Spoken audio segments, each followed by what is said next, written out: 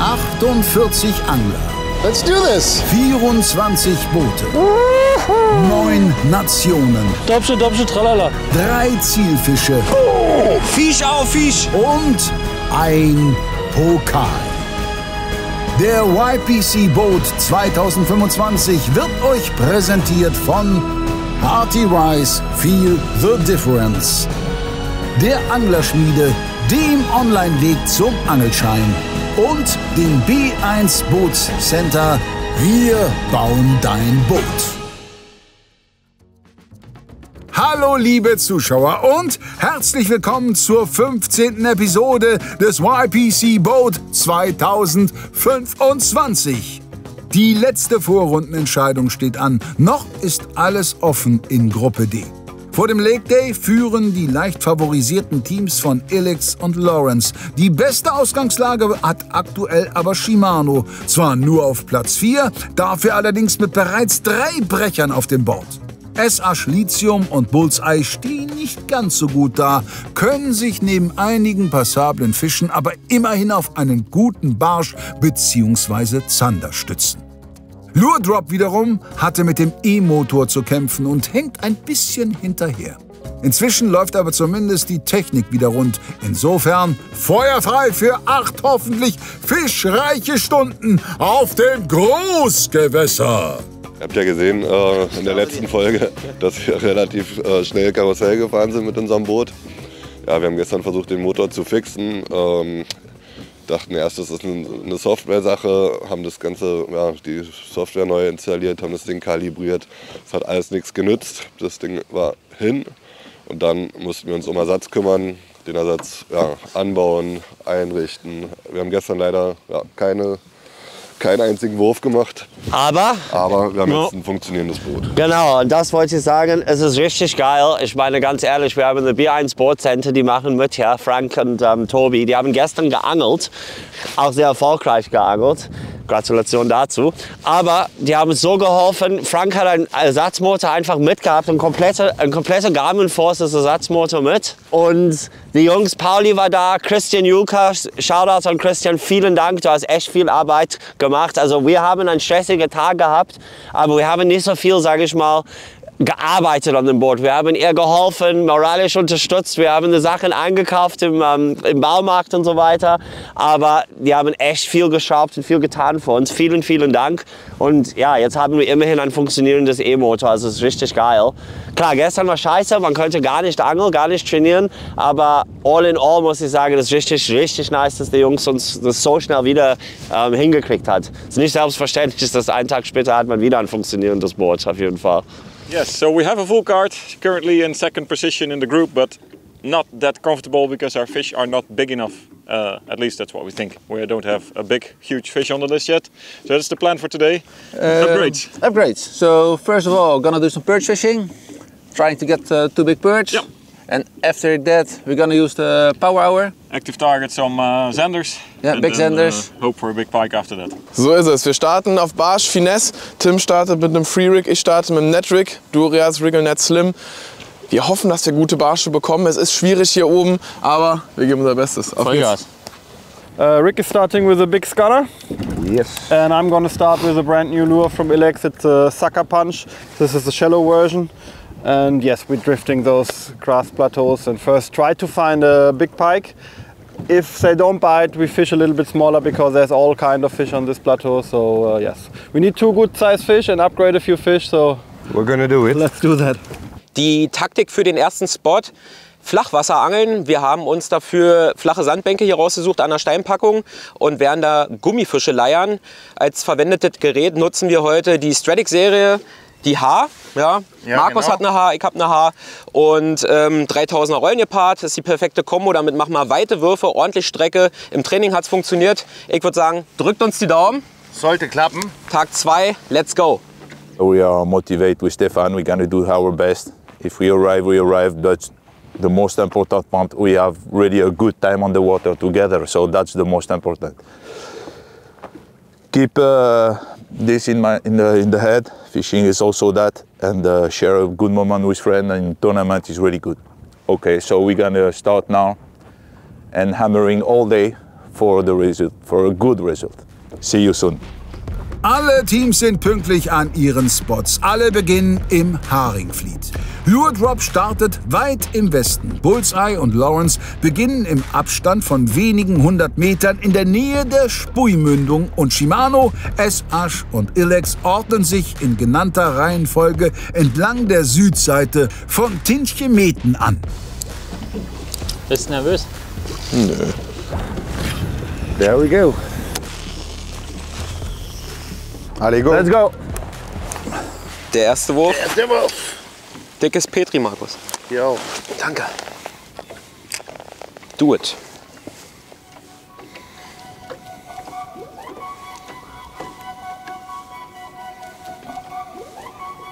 Jawohl, Fisch. Ja, Fisch. Jawohl. Alter.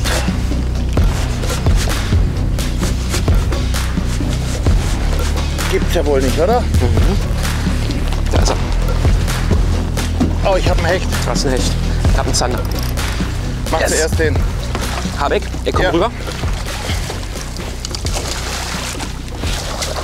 Yes! Was für ein Start. Was für ein Start. So kann's laufen. Geil. Da haben wir den Double Trouble. Boah, Zander und Hecht im ersten Wurf. Geil. Erstmal auf das Scale packen. Ja, 61er. So, wie viel hat er? 70,5, 71. Präsentieren wir 2 mal. Verbesserungen, definitiv. Was für ein Start. Richtig geil. Da ist der erste Zander und der Hecht im ersten Wurf. Verrückt. Fast zeitgleich die Bisse, unglaublich. Ja. Ein Barsch als Auftaktfisch gilt ja eher als schlechtes Omen. Zu Zander und Hecht im ersten Wurf gibt's aber vermutlich nicht allzu viele Erfahrungsberichte. Verrückt. Shimano springt an die Spitze. Ob's bei den nächsten Nachbarn genauso kurios beginnt? Yeah, we're fishing on the shallow water, okay? This area, there is we can catch all here. We're gonna catch a pike, a perch, a zander.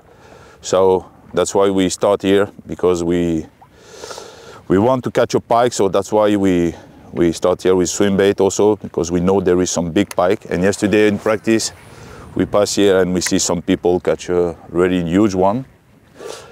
So yeah, we're gonna try, and there is a concurrent a little bit further.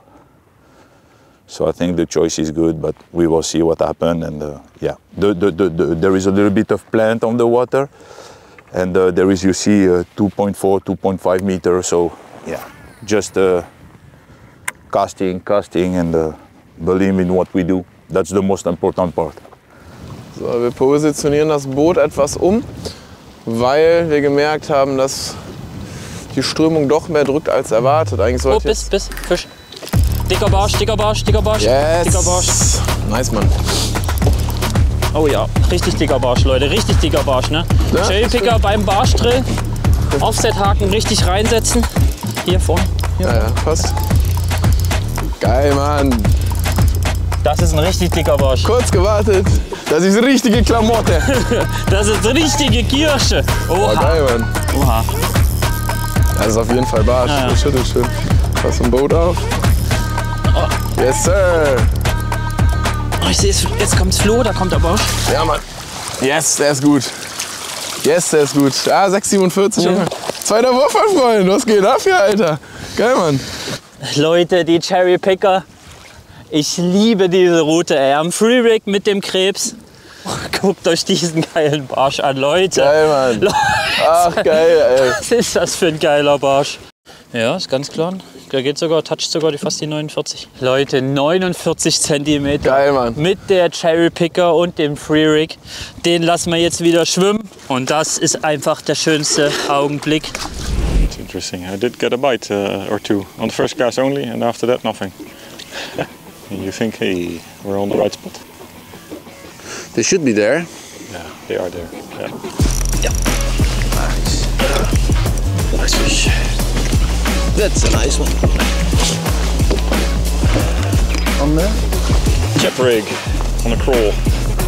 Not a huge one, but the first one. It's a better one. It's a 40. Boom. That's number one. You continue your fishing, mate. Touching in front. 44 half. 44 half. So that's a 45. That's a nice one, Simon. The first really good upgrade is there. 45 centimeter. Really beautiful perch in the morning light. Nice big fin on the top. Very healthy fish. Thanks a lot for playing. Let's release this guy. The first upgrade of the day. Thanks for playing. Yes. Rigging up a fresh crawl on this chap rig because the other one got the claw stolen and you missed one? Yeah. The fish is here, so I need to get fishing, but you can see on this collar that it has some hollow chambers inside. That's why it's both floating, there's air trapped inside, but also when the perch bite it, it's very easy for them to collapse the bait and actually get hooked. And what I did to get the bite is enhance it with a little bit of Berkley Gulp gel. You might have seen it, some might have seen it from Freddie Harbert during the Zander Pro, where he got some big ass zander using this on his baits. And I managed to find out on the perch fishing it's also helping, especially on the slower techniques, when you really need them to take the bait really inside the mouth to be able to set the hook, like with sea rake or chap rig fishing. The gel is really something to try, so check that out. Now we try to catch another one. Hoffen wir, dass kein One-Hit-Wonder bleibt. Ey, 49er Barsch im Turnier. Mann, ist das geil. Nach 17 Minuten. Ja, es war der dritte Wurf. Ja. Wir waren eine halbe Stunde vorher am Spot, glaube ich, oder eine Dreiviertelstunde vorher. Wir haben im Boot gesessen, gefrühstückt, entspannt hin und her und dann plötzlich so, ja okay, wir können die Route mal langsam fertig machen. Aber gerade beim Barschangeln ist Stress ganz ungesund, weil man muss ganz langsam. Ja, wir nehmen die Zuschauer einfach mit zu einem geilen Angeltag. Ein bisschen Barschangeln, ein bisschen Hechtangeln. Ich hatte jetzt einen Kontakt auf den Sucker Punch dort bei der Drift und wir machen jetzt einfach eine neue Drift mit einem anderen Köder nochmal. Jeder hat jetzt einen Köder gewechselt. Ich angel jetzt den neuen Crusher Pitcher Spinnerbait von Ilex und so versuchen wir den Fischen halt immer irgendwie was anderes anzubieten, um zu schauen, worauf sie am besten reagieren. Das Wetter ist eigentlich ganz gut. Wir haben bedeckten Himmel, aber trotzdem ganz schönes Licht und Wind auf dem Plateau. Also eigentlich sollten die Fische beißen, was so ein bisschen sein kann. Es ist Vollmond gewesen und hier in den Tidengewässern ist dann immer diese Springtide. Und Springtide ist nicht immer unbedingt das Beste zum Angeln. Aber ich bin mir sicher, einige Teams werden Fische fangen, deswegen müssen wir auch Gas geben. They are a team. This is Team Bullseye. Are they? Yeah, Team Bullseye. They're also fishing the green ones. The green ones. Yeah. They have to be here. This is the place where the big ones are. Where the big ones should be. Just hammer it down a bit. Yeah. Otherwise they steal our buoy. They'll do that, huh? Yeah, they will do it, of course. I don't think they caught fish there. What do you think? Because otherwise they wouldn't have left yet. No, they would have stayed. Yeah. We have to hammer a little bit on this one. Yep. Aber wir ziemlich viel gedriftet halt. Oh. Was? Gleich.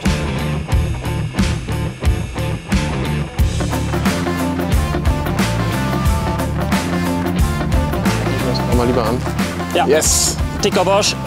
Yes, Tim. Wieder ein dicker Barsch. Wieder ein dicker Barsch, Alter. Oh, ich wurde, das wollten wir sagen, aber ist vielleicht nicht ganz so groß wie der andere. Wir kommen zur Oberfläche. Hol mal einen Kescher bitte. Wir kommen was zur Oberfläche. Das ist ein Hechtes. Ja, das ist schlecht. Oh. Das Barsch? Ja, ich denke schon. Hier kommt er. Ja, kommt er. Ja, ist ein Barsch, ein dicker Barsch. Yes, Mann! Oh, der ist gut. Oh, der ist größer, Tim. Ich glaube, der ist größer. Und? Oh, nein, Digga. Nein. Gut. Oh, Motor. Yes! Ja, Mann, das ist Nummer 2, Tim. Ah, mein Freund. Boah, Junge, da fällt Druck ab, ey. 51. Boah. Junge. Let's go, Mann. 51 Zentimeter Barsch. Ich nehme euch mal ganz kurz mit. Die Schnur war ein bisschen angeraut. Ich knote jetzt das Freewig noch mal neu. Für das Blei und die Perle. Ja. Brauch gar nicht weiter. Paul, yes. Paul, du Rakete. Auf Netrig. Ich habe Farbe mal gewechselt. Geil. Das ist auch ein richtig kleiner Fisch. Ich nehme links, ja? Oh, es wäre so schön, wenn das ein großer Barsch, also es ist ein großer Barsch. Ich hoffe auch so die Kategorie, weil dann haben wir nach einer halben Stunde die Barsche fertig. Hättest du den hier 3 Minuten eher fangen, dann hätte ich den neu knoten müssen. Nein, Quatsch. Stimmt. Ja, ich glaube, das ist nicht so groß. Ja, ist, ja 44, 45. Passt. Barsch erstmal voll. Jetzt ist halt die Frage, ob wir noch probieren, größeren zu bekommen. Aber erstmal den messen. Schöner Fisch. Cherrypicker, 21 Gramm. Spinning ebenfalls wie Tim. Im schönsten Morgenlicht. Auch mega. Das hat er 43, ne? Brauchen wir nichts drüber, drunter. Geil, Paul, wir haben die Barsche voll. Und tschüss. Geil, Barsche voll, das ging schnell. Halbe Stunde. Den probieren wir noch zu upgraden, Tim, oder? Lass uns das noch mal hier 2 Würfe und dann machen wir die andere noch mal. Ja, wir haben echt viele Barschspots heute. Wir hoffen, dass wir nicht so viele brauchen werden. Aber der hat geliefert. Ich habe gerade eben mit meiner Schnur Emma Samba getanzt im Boot. Das wird mal kurz zurücksortiert. Aber wir haben auf jeden Fall 3 Barsche, wir können Samba tanzen. Meine Mama hat mir gerade eben wieder Glück gewünscht, mein Freund. Wirklich? Ja, deswegen haben wir hier. Die singt bestimmt auch zu Hause. Tanze Samba mit mir. Samba, Samba die ganze Nacht. Tanze Samba mit mir. Liebe, Liebe, Liebelei. Morgen weißt du nichts vielleicht mehr. vorbei. Tanze Samba mit mir. Nun ja, ausgelassene Stimmung auf dem Bullseye-Boot. Nur allzu verständlich, denn damit ist die Karte voll. Tim und Paul bleiben gut 7/8 des Tages für Upgrades. Lure Drop ist davon noch meilenweit entfernt. Ja, jetzt den ersten Nachläufer gehabt. Ein schöner großer Barsch. Leider daneben geschossen auf dem Chatterbait. Ja, jetzt ankern wir hier erstmal kurz, gucken, ob das vielleicht ein Trupp ist und wir da einen noch zum Anbiss kriegen. War auf jeden Fall ein richtig guter.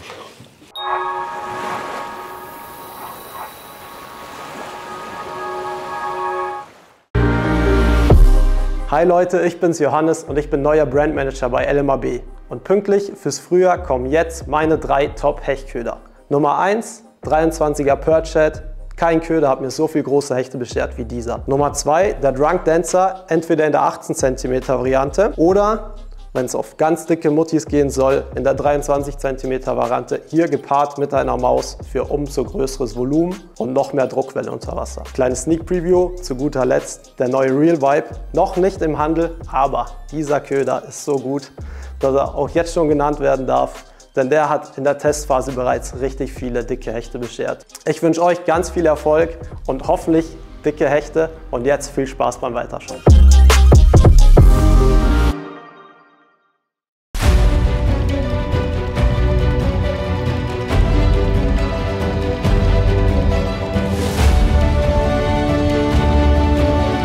Jetzt ist die beste Zeit für dein Boot. Sichere dir jetzt dein Traumboot zu attraktiven Sonderkonditionen und spare bis zu 5.000 € auf ausgewählte Komplettangebote.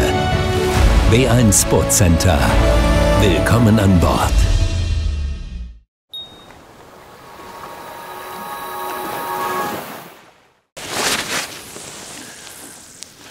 Zur Taktik.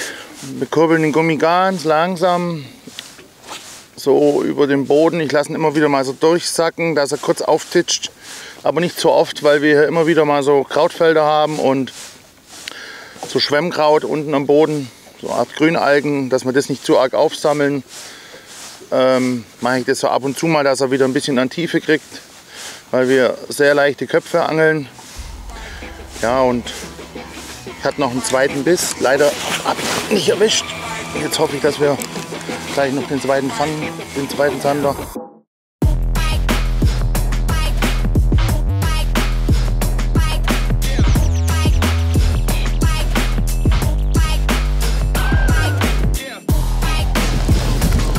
Fuck, he's in the weeds. Don't worry, I'm on anchor. If you want, I can drift, but then we drift over. That's a good one. Yeah. Around 1 meter. Good fish. Grouper again. Ah, maybe on that side. You want to go? Yes. That's a nice sizable fish. It's not a meter, but it's a nice sizable fish. Isn't it? No, it's 91. At first I was really thinking that it was a little bit bigger, but there we have another nice pike. That's a good one. And again on the grouper. Yeah. Nice pike. That's a man. Those are built so different than those river pikes. There goes our pike.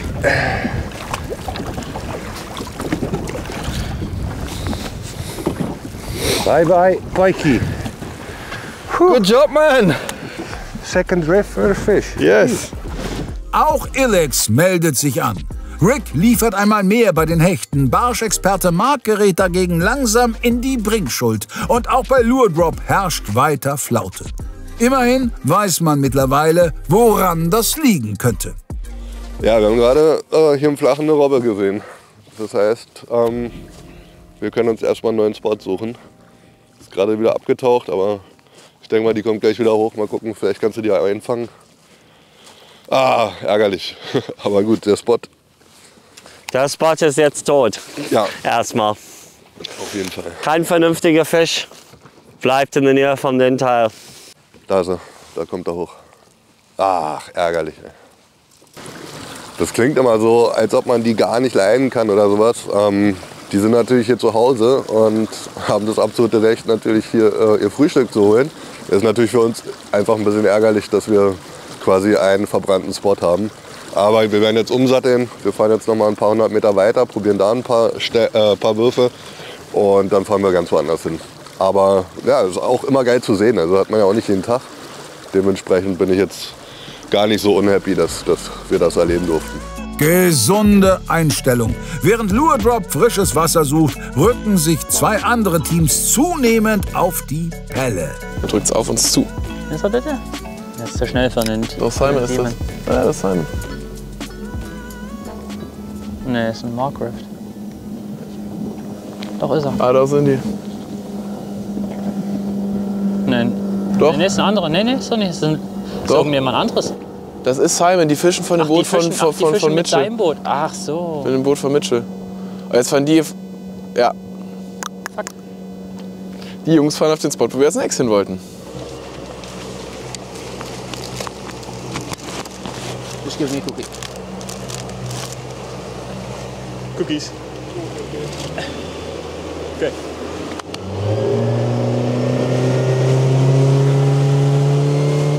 So weit fahren wäre es gut. Und die fahren weit. Die haben die Boje nicht gefischt. Nee, haben die nicht. Also es ist schwer zu sagen. Ich wüsste auch nicht, dass er das macht. Mir wäre das Risiko zu groß. Ich würde lieber dann an die jetzt hochfahren und die auf dem Rückweg werden nochmal mitnehmen. Ja, dann lass uns die schnell machen. Ich bin mir aber nicht sicher, ob sie die gefischt haben. Wenn sie die gefischt haben, wäre es scheiße. Die standen ganz schön weit weg. Männer standen. Du kannst die nicht so genau treffen. Die standen 50 Meter locker weg. Okay.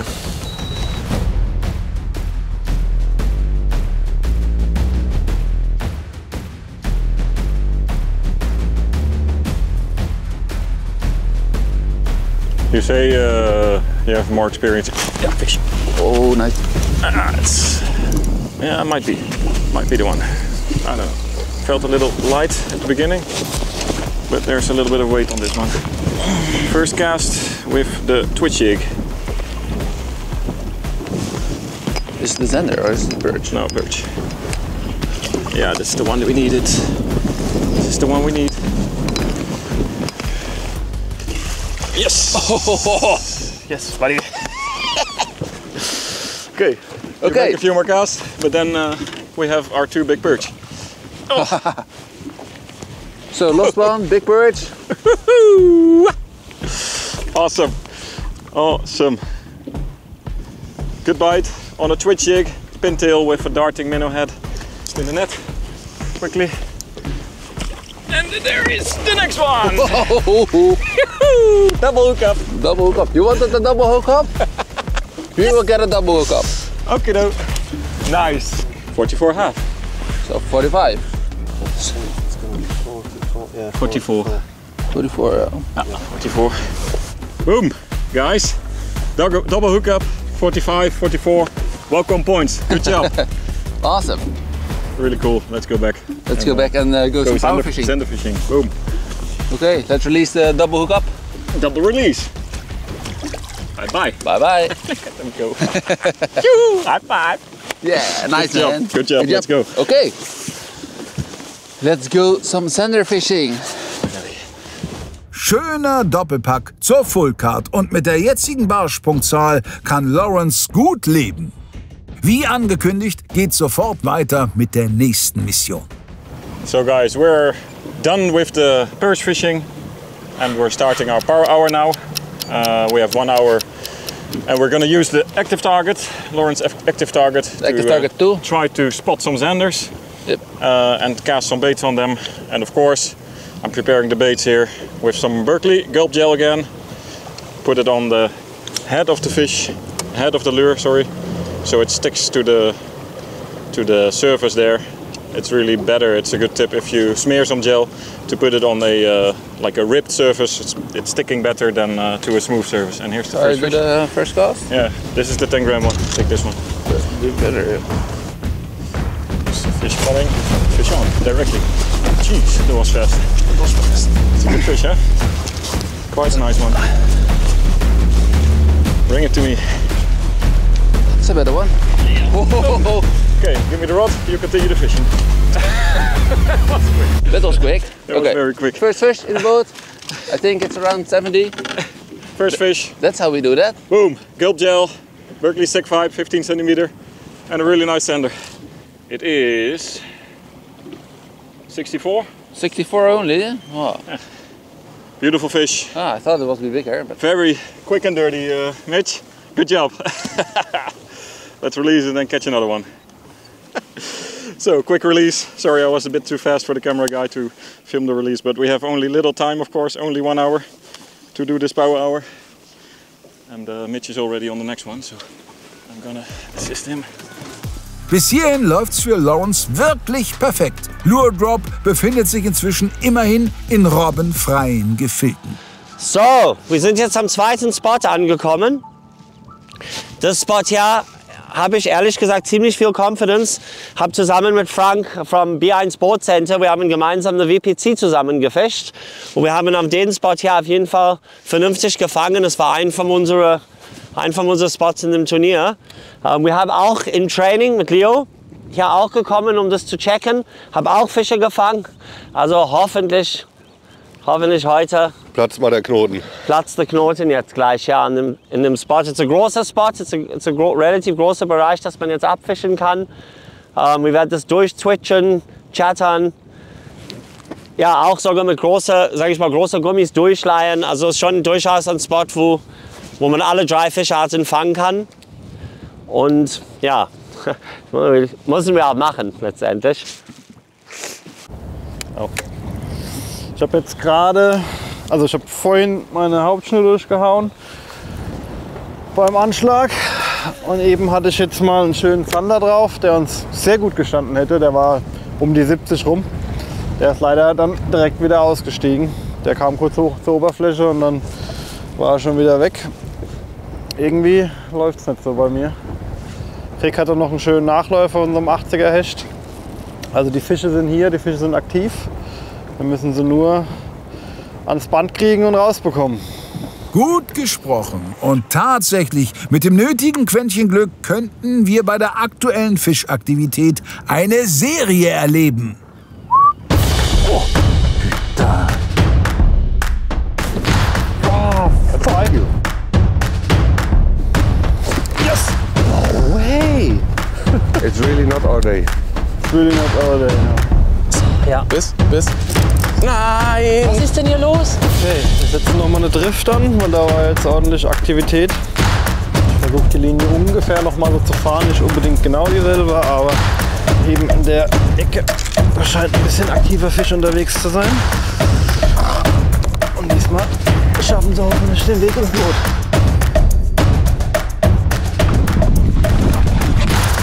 Fisch. Ja, könnte sogar ein Upgrade sein.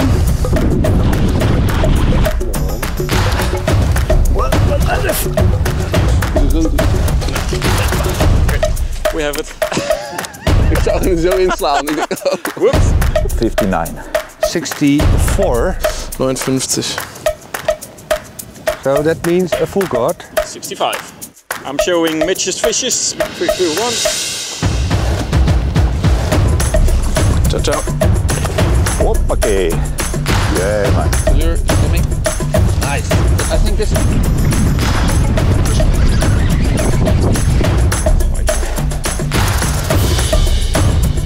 Das ist ein Hecht, das ist auf jeden Fall ein Upgrade.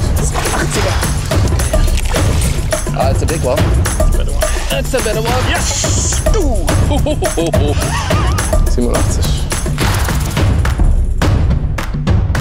76. Look at how fat this guy is.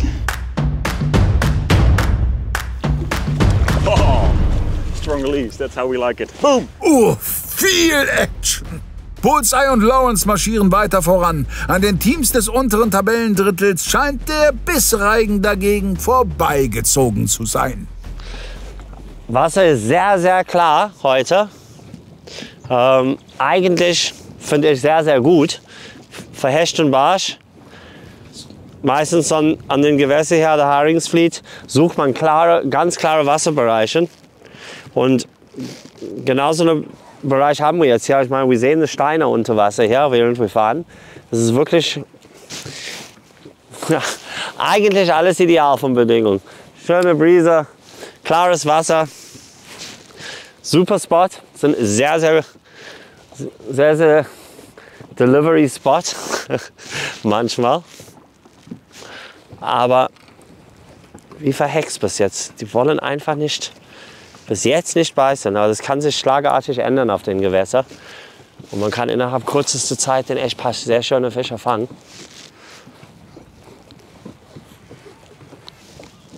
Also positiv bleiben.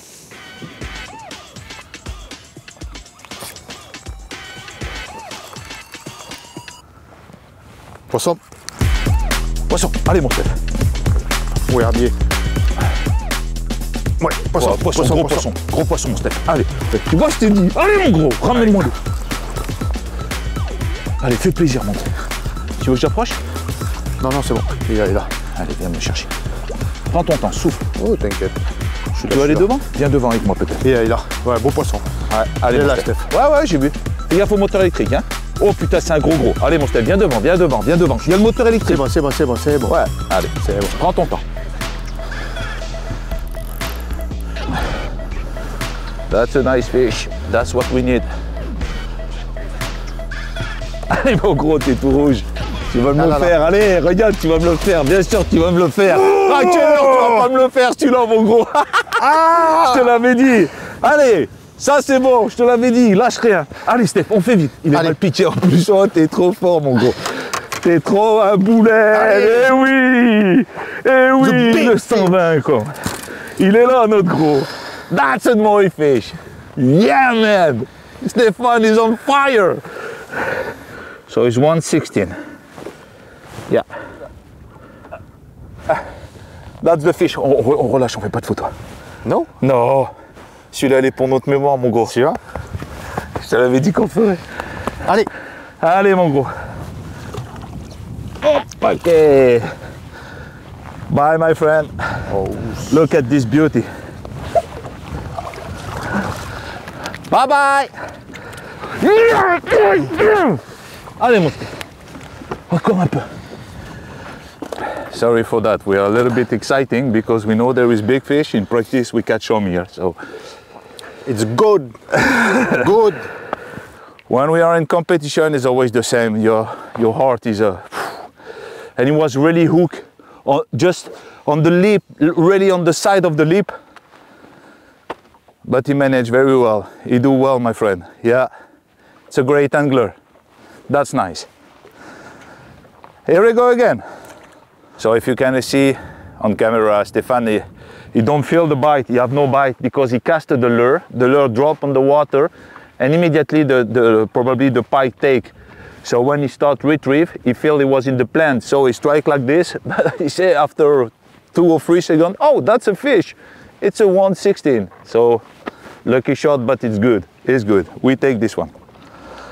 Let's go for another one, my friend. Da ist die Nonchalance der beiden Stephans aber mal für einen Moment komplett verflogen. Super wichtiger Hecht, dank dem auch ein kleiner Zander von Tag 1 für die Fullcard reinrücken darf.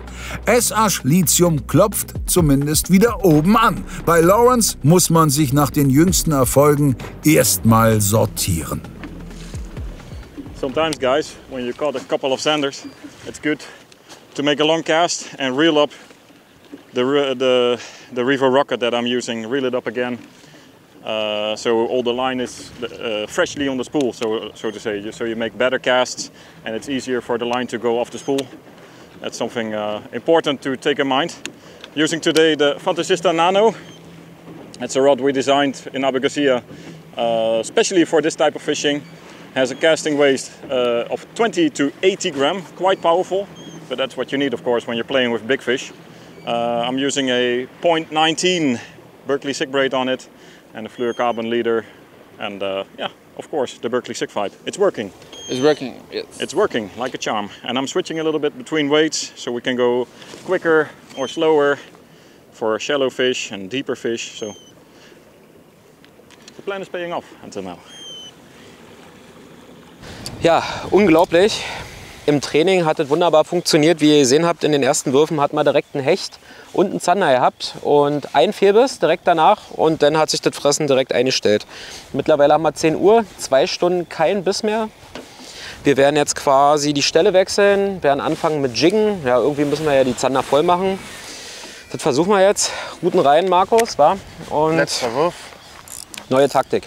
Also Jiggen, gucken wir mal, an der Stelle gibt es Barsch und Zander, vielleicht haben wir Glück. Oh.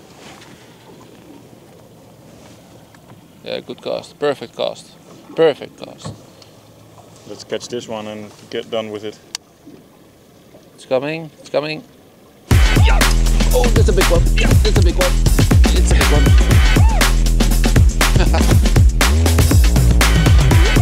Go in this direction. It's a strong one, I think. Yeah. It's a big one. Yeah, it's a big one. Ooh. Come on, get in the net. That's a 70. Good man. Okay, that's 4 zander in 40 minutes. Oh, that's quite okay. It's quite efficient. Yeah, 73. Awesome, 73 centimeter zander. Nice couple of point upgrade. Always going well, always going well. Soon it's time for pike fishing. Time to go. Bye bye. He wanted to go. Boom. Awesome. Nice work, buddy. Nice work, my friend. Lawrence ist auf Kurs und übernimmt die Führung. Was macht Bullseye? Ich habe jetzt wieder zurück auf die Likeo gewechselt. Ich könnte dafür natürlich irgendwelche taktischen Gründe nennen. Mir ist bei den anderen einfach beim Wurf die Schnur gerissen. Aber ich fische weiterhin 21 Gramm Chatterbait, trotz 1,7 Meter Tiefe. Wir fischen auf sehr, sehr flachem Restkraut. Grund dafür ist, dass ich sehr grundnah angeln möchte. Ich kurbel relativ langsam, sodass es so gerade über den Grund drüber geht. Es kommt immer etwas drauf an. Heute habe ich das Gefühl, dass die Fische sehr, sehr aktiv sind. Und dort probiere ich dann mit dem schwereren Köder etwas mehr Reiz noch zu schaffen und etwas mehr Wasser zu verdrängen. Ich angel generell hier im Rheindelta nie unter 17 Gramm. Meistens 17 Gramm, 21 Gramm. Da man hier, das ist sehr roughes, sehr großes Wasser, hier muss man schon mal den Fischen Bescheid geben und auch meistens etwas weiter runterkommen. Da man hier nie so glasklare Gewässer hat, wo die Fische 4-5 Meter aus dem Kraut nach oben geschossen kommen. Da muss man nah an die Fische ran, nah Bescheid sagen, und deswegen immer schwere Chatterbaits. Und jetzt gerade eben im Drill war ich tatsächlich froh, dass ich die Likeo hatte, weil es kaum eine Route gibt, die so geile Eigenschaften hat im Drill. Schön durch die Parabolik etwas nachgibt. Das ist ein Traum, die Route. Das haben wir heute am River Day ja schon drüber erzählt, aber Wahnsinn. Wahnsinnsteil zum Krautangeln. No, he's not committing. Okay, what do you think? You stop? Let's go, yeah, let's go pike fishing. Okay, we still have maybe 15 more minutes in the power hour or something like this, but we have 2 nice 70 plus fish. So we shouldn't be too greedy, because those are good points, of course. Because we need our time also for big pike fishing, and that's the plan for now. We get rid of the perch and the zander stuff, and we go all in for a big pike, Mitch. Yes, let's do that, because we need the points really hard. Yeah. We got 2 small pikes on the chart. So let's go for big pike. So now we change, we go for perch because we have an average of 96 for the pike. We have 75 and 116, so that's okay. And we will see after, but first we need to really upgrade to perch. That's the goal. And for now we find a place with a quite deep 6 meter, And yeah, we have also some good catch yesterday on practice, so we're gonna try again and hammering this place, and after we're gonna go for zander. But now we need to catch at least 2 perch more than 32 centimeter for yeah, for a greater perch. That's the goal for now. Angekommen an der neuen Angelstelle habe ich wieder meine Lieblings-Stradic ausgepackt, das M-Modell. Diesmal habe ich einen Rubber-Jig montiert, einen kleinen Krebs drauf und den werde ich hier über den Grund schleifen. Wir haben hier unten Muscheln, ein bisschen Struktur um so eine Tonne drum. Im Training gestern hat es schon funktioniert, da haben wir ein paar Barsche gefangen. 2 Stück, sind wir auch gleich weitergefahren. So, naja, wie das vorhin sich auch gezeigt hat, mal gucken, ob das heute klappt im Turnier.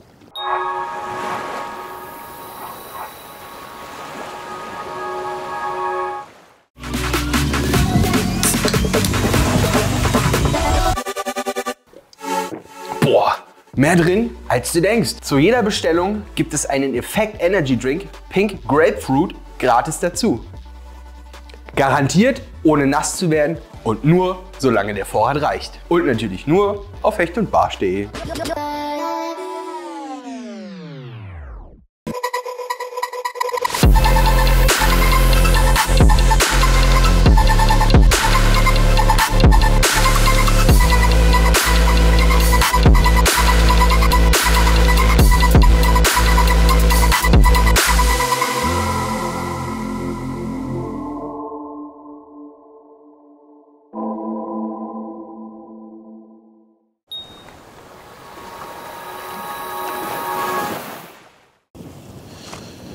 Yeah, we arrived at the first pike spot. There's some nice weed beds over here. We're both fishing with big baits. Simon is fishing with a Beast Curl, the new one. Exactly. And I'm fishing with a 25 centimeter McPike. We're aiming for the big pikes. So. Yeah, we got 2 70 centimeter pikes that we need to upgrade. So we're using semi-big lures, of course. I know for some guys, for example the Savage Gear guys, this is small lures, but for us this is quite big lures. And we're going to try to catch a, well, the target is of course a meter fish, but I'm very happy with 2 90 plus fish today. Yeah, me too. Yeah, yeah, let's absolutely. Go. Wir werden hier jetzt die Drift gleich mal beenden, beziehungsweise sind wir am Ende unserer Drift.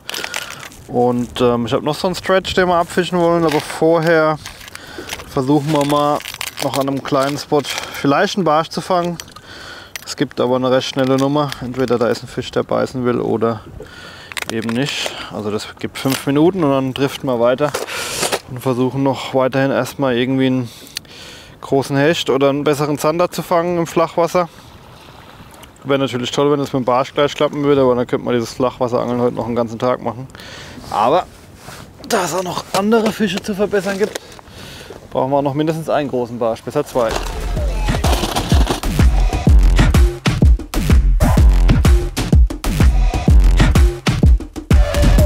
Oh ja, Fisch. Zander. Zander. Okay, probably don't need this guy, but all right. Nice one. All right. No. No? No. 70. 70. Ah, still a nice fish. Of course, But super let's nice fish. release it quickly. Then we can continue for big pike. Okay. See ya. Bye bye. 25 centimeter McPike. Let's go for the big pikes. It's a McPike, not a McSander. Ah, it's a McPike. Yeah.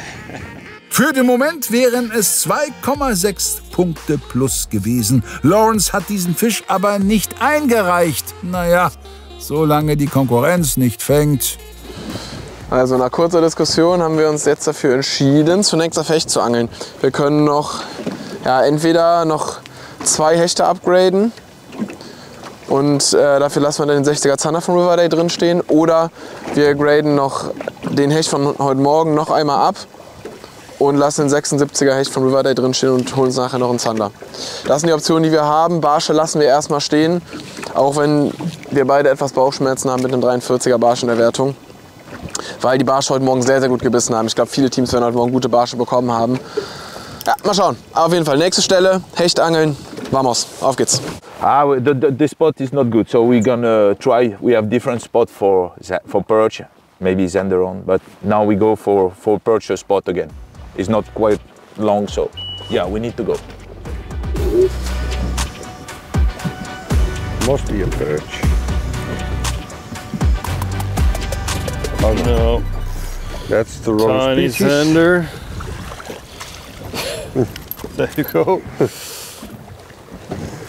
I think it's too small to even replace that pike. Little side catch.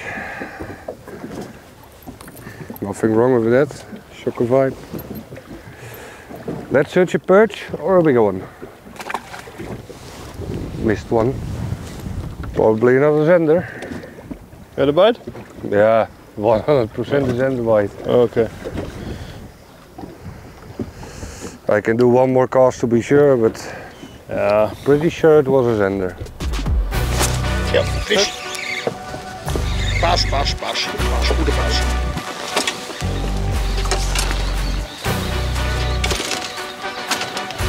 Schüttelt das Stück.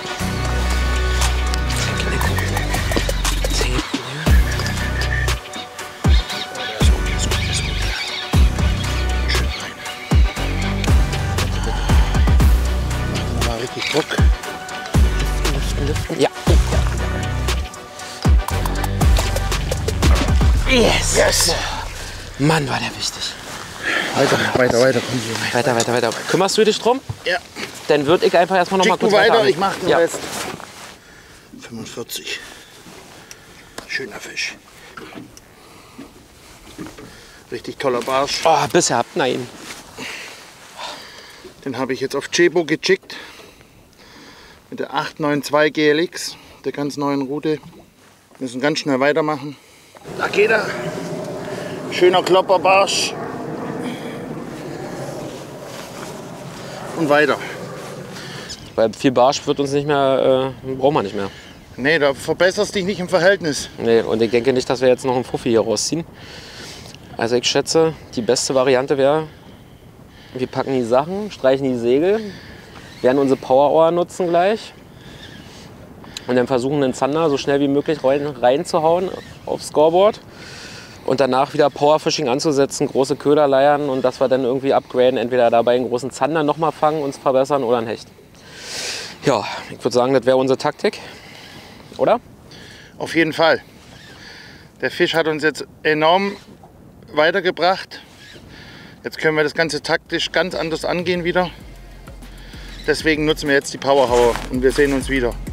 Klingt wie eine Drohung. Shimano nähert sich der Full Card und hat eine klare Marschroute für die verbleibende Zeit. Bei Ilex ist der Plan weniger vorgezeichnet. So at the moment we're almost halfway of our fishing time of today. We have like 1 hour left of the morning.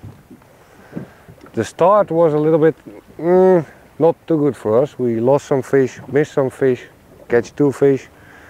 But we really need another big pike, and if it's possible, even a zander and a perch. So let's see if we can do that and keep casting.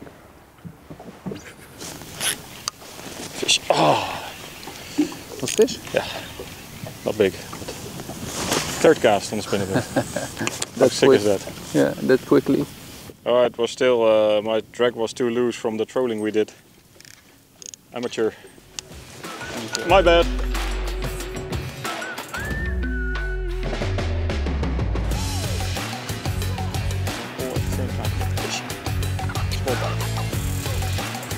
Fifth cast on the spinnerbait. Did it? Ah, lost it. It was not big. I think it was bigger than... Yeah, it might have been an upgrade, but it is what it is.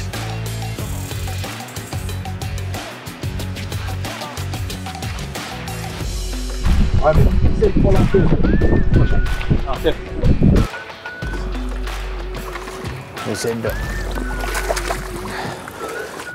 57.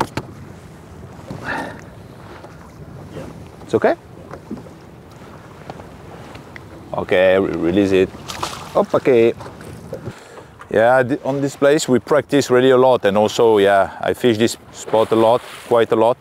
We always find a fish here. There is a lot of zander. We turn in this area, perch also. Yesterday we was here also, and we catch, yeah, few perch, few zander. We always catch. full moon, clear water, maybe that's the reason. Shock leader, because I don't use a shock leader all the time. I was tail leader, sorry. So maybe it's a reason, but yeah, we just catch a 57, quite small, so it's not enough, but we need to do something better. So we continue again and again until the end. So Leute, dritte Stelle jetzt. Hoffentlich third time lucky. Jetzt machen wir einen ganz langen Drift im Flachen. Hecht und Barsch in erster Linie. Natürlich kann auch Zander auch kommen, aber in erster Linie Hecht und Barsch. Sehr gute Stelle her. 3 Stunden sind jetzt vorbei. Eigentlich alle Stellen bis jetzt war sehr gut, ehrlich gesagt. Aber ja, die Fische spielen überhaupt nicht mit bis jetzt. Wir angeln so auf ungefähr 2 Meter. Chattern und twitchen. Sowas, Powerfishing, der ganze Weg jetzt. Und schauen wir mal, ob was geht. Vor allem haben wir jetzt auch mal die Uferseite gewechselt. Hier steht jetzt der Wind komplett drauf. Das Wasser ist super trüb. Vielleicht sind sie da weniger skeptisch bei der Sonne. Wir probieren es jetzt mal. Genau. Und wenn was kommt, seid ihr dabei.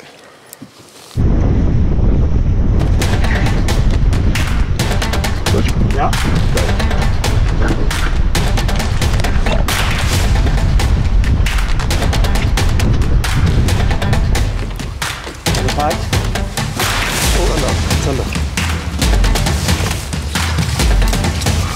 Okay. 58. Die Bahn ist gebrochen. 58er Zander. Ist auf jeden Fall ein kleiner Upgrade. Und hoffentlich ist der Start now von ein paar Fische. Woo! Come on. Der Flash Vibe. Das ist die 80er. Also 8 cm, läuft 2 bis 3 Meter. Wenn man nicht so hart macht, ist es eher, sage ich mal, 1,5. Und ja, hat den Damage gemacht. Ich würde weiter twitchen mit dem Flash Vibe. Na endlich! Lure Drop entschneidet sich kurz vor der Pause. Fast gleichzeitig kommt Lawrence dem dicken Hecht augenscheinlich näher. Another big one. That was a big one. Yeah. That was a big one. Waypoint. Come on. That was a big one. That was a meter fish. That was a meter fish. Yeah, meter 5 or something. Yeah, that was a meter fish. Yeah. We have to hammer this stretch down. Let's continue also a little bit more. Yeah. So the big ones are playing here, not on the weed. Strange enough. Wir haben 11:22 Uhr. Wir sind jetzt an unserer neuen Stelle angekommen. Wir haben hier eine Freiwasserstelle, wo wir pelagisch angreifen wollen. Heißt, Team Shimano startet um 11:22 Uhr die Power Hour. Jetzt gilt es 1 Stunde Pelagic angeln. Schnell in den Modus, zack, bumm, Geber aktivieren. Jetzt suchen wir uns einen Fisch und dann hoffentlich fangen wir den.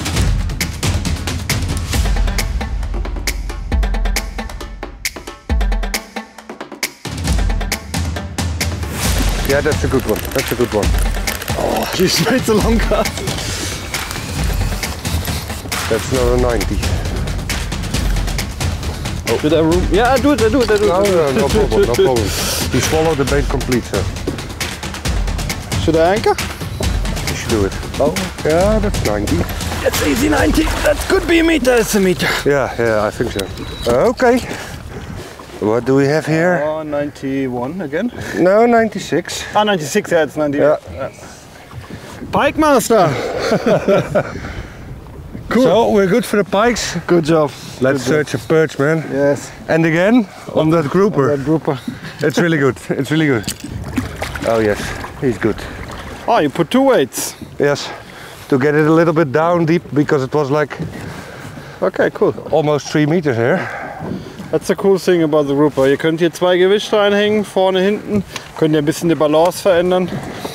Und ja, hat jetzt drauf 8 Gramm, 4 Gramm vorne, 4 Gramm hinten. To keep it stable at the same depth. Leute, Grouper läuft. Was good. Und Rick läuft auch. Aua, Oh. And the hooks are sharp. Brother. What's that, brother? Rick holt sich den nächsten und schraubt Ilex Hechtdurchschnitt auf über 100 Punkte hoch. Jetzt muss man überlegen, welcher Zielfisch als nächstes fokussiert wird. Bei S-Ash ist die Sache klar. So now it's time for us to use the power hour for catch bigger zander.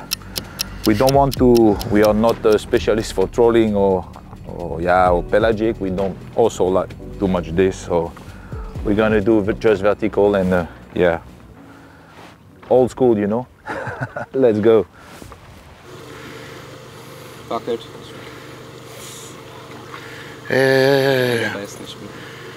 Haben wir gestern auch gesagt. Das war aber knapp, hey. Der war knapp. Gestern hat es auch ein bisschen gedauert, dann hat er ihn genommen. So, Rick hat seinen Job gemacht. Er hat 2 große Hechte gefangen.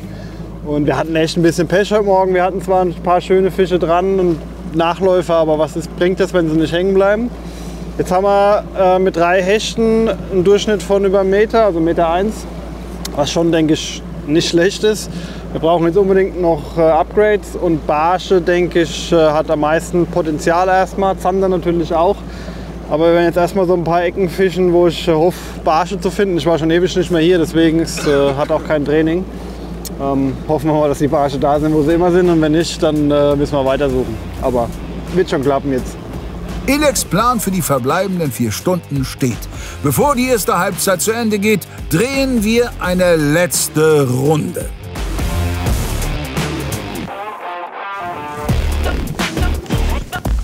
That one? Doesn't feel big, but need to net it anyway, yeah? Yeah, small pikey. No, that's not 72. That's not gonna be 72. No. Too small to be an upgrade, but the first pike in the boat today. Let's go.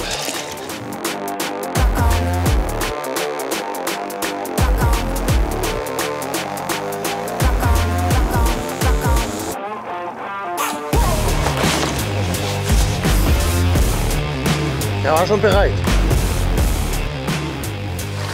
Yes! Oh, yes! Sag's doch, du hast es drauf! Verdammte Scheiße, geil. Also so ein Stein ist mir schon lange nicht mehr vom Tag. Wow, der war richtig gut. Markus, kümmerst du dich so darum? Ich pack den nächsten an. Ja. Wir müssen weitermachen. Markus zeigt euch den Fisch. Ich suche weiter, angel weiter. Bin schon happy. 67. 67.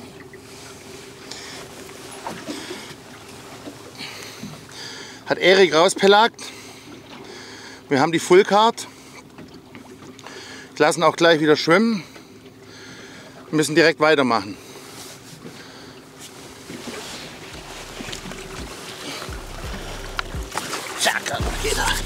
Man hat keine Zeit zu verlieren, aber mit diesem Zander holt sich Shimano nicht nur die Full Card, sondern auch die Führung. Das letzte Wort ist natürlich trotzdem längst nicht gesprochen. Nur einem Team müsste Petrus langsam mal die Hand reichen. Leute, es war tough. Eine tough erste Hälfte des Tages. Es ist ein super Lake, ein richtig schönes Gewässer, so viele Fische, aber die beißen nicht bei uns. Ich hoffe für die Sendung, dass die beißen woanders zurzeit. Aber es gibt eine zweite Hälfte des Tages. Den See kann jederzeit einfach angehen. Wir haben wirklich viele Spots noch im Petto. Den Spot fühlt sich eigentlich ganz gut an momentan. Der Wind steht drauf, das Wasser bewegt sich ein bisschen, ist etwas trüber hier. Und ich hoffe sehr, dass wenn ihr einschaltet bei der nächsten Sendung, es geht bam, gleich los. Bis dann, Leute. Bis dann, danke. Das hoffe ich auch. Vor allem für Daniel und Leo. Denn Lure Drop bräuchte wirklich einen unfassbar guten Nachmittag, um hier noch eine Chance aufs Finale zu haben. Die anderen 5 Teams wiederum liegen 4 Stunden vor Schluss sehr dicht beieinander. Esasch fällt leicht ab, wäre mit einem Upgrade aber sofort wieder auf Tuchfühlung. Rang 1 bis 4 trennen keine 10 Punkte. Insofern keine Frage. Die abschließende Episode der Gruppenphase dürfte eine hochspannende Angelegenheit werden. Seid am Sonntag dabei, wenn sich entscheidet, welche Teams das diesjährige YPC Boat Finale komplettieren. Und bis dahin bummelt doch mal bei uns im Shop. Jeder Einkauf bei Hecht und Barsch oder auch im LMAB Fachhandel bedeutet unmittelbaren Support für dieses und andere YPC Formate Vielen Dank, bis Sonntag und ciao.